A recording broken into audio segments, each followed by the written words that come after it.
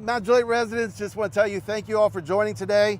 We're out here in Providence area, and as we did in past years, it's an opportunity for us to be able to talk about what our department heads are doing, and to give you, as well as the commission and even the folks that are coming here to Mount Juliet, a little bit of understanding about what each department is doing. So with that, I got a list full of questions here, gentlemen, and I'd like to see if you can kind of give me some updates. So. Sure. So Matt, with that, can you tell us a little bit about what your department is doing? Yeah, so under the Public Works umbrella, we have 4 different divisions. We have our Fleet Services division, where we have 2 full-time mechanics who service all the city vehicles and equipment in the city.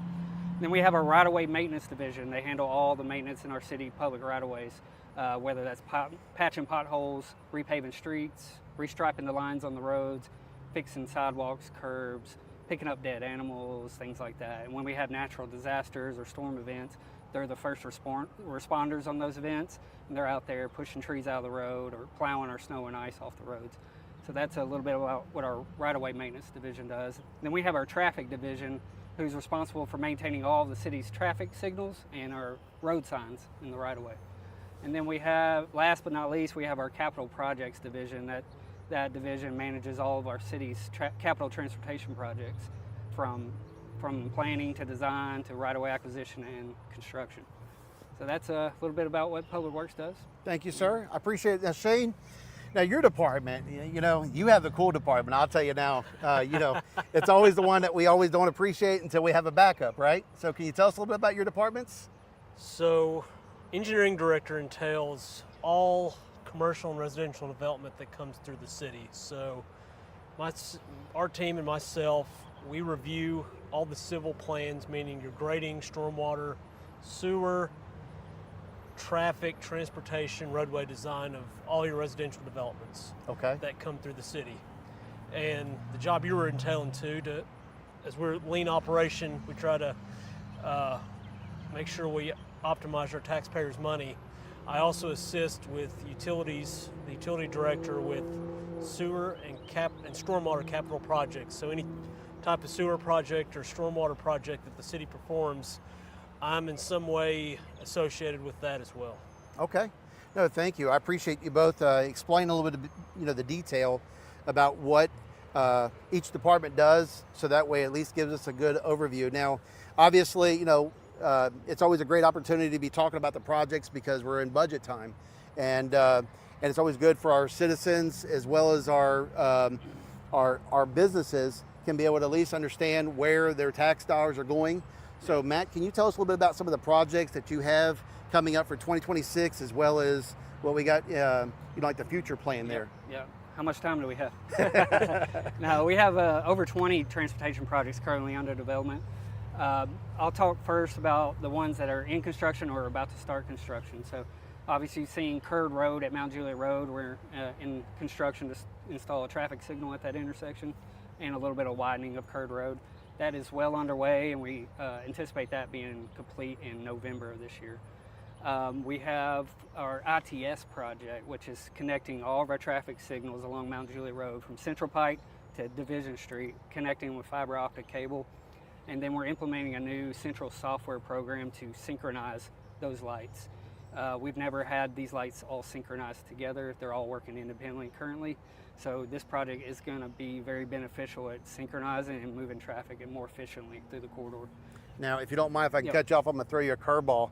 So with those lights, is that also going to help out with our first responders for like the fire trucks, or is that a different program? So that's already been implemented. Okay. It's called preemption, and we currently have preemption on. It was just installed this year recently. Okay. Each signal has a preemption, so when the fire engine's lights are running, it sends a signal to the traffic signal and tells it to turn green, so it gets them to their destination much faster. But yeah, that's already implemented, and that'll be ongoing. Yeah. Beautiful. Yep. Okay.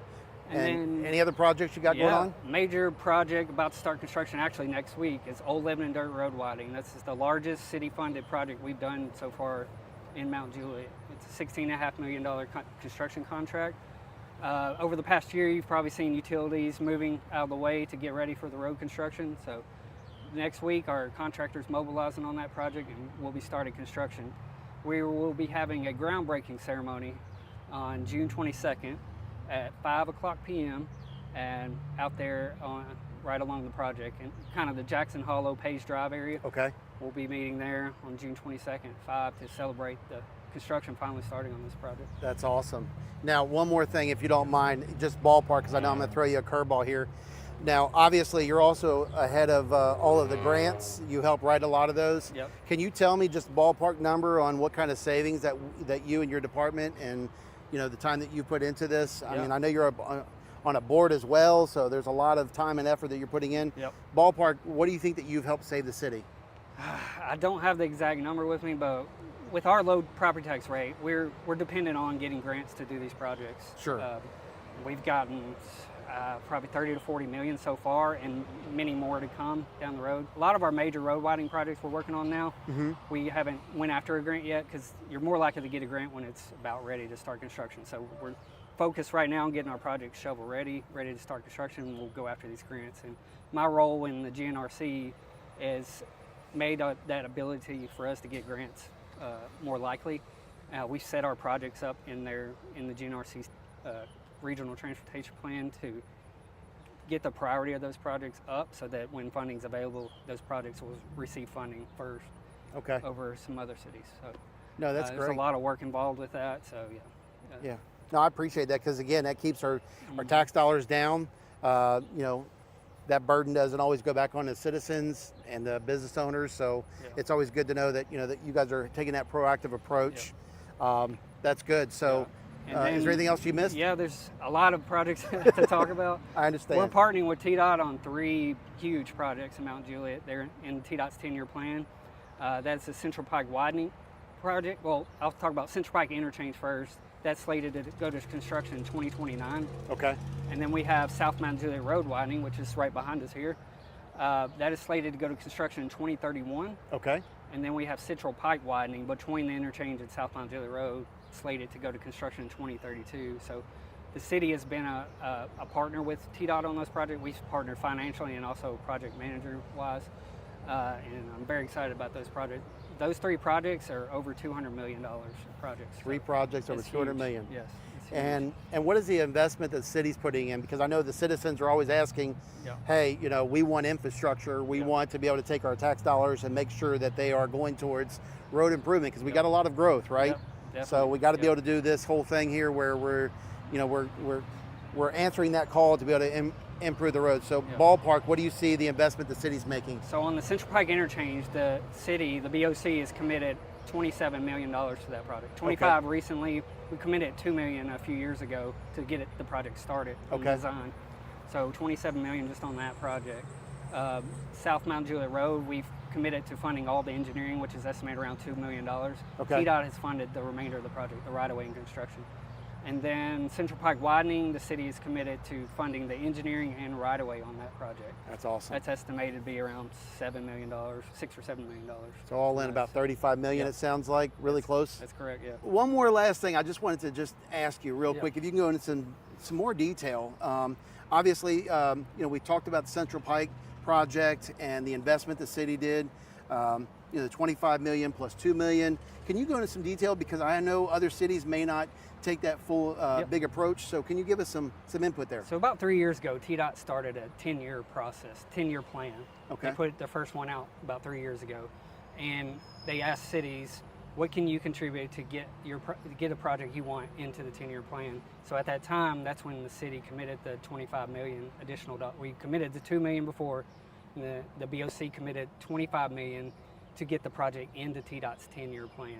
Because if it's not in the plan, there's no guarantee of when it's going to get done. So that was the major selling point to TDOT. That's a huge amount of money that I don't think any other city has committed on a project.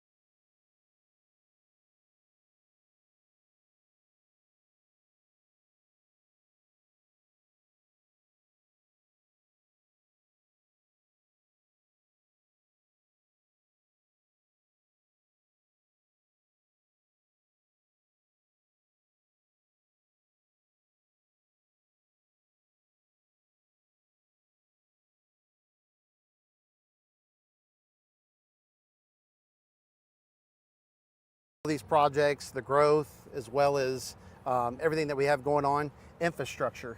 We have 50 plus year old city. The infrastructure side of it, the proactive approach. What else are you doing there? So I'm going to touch on that with our stormwater utility, which the VOC passed 3 years ago. Okay.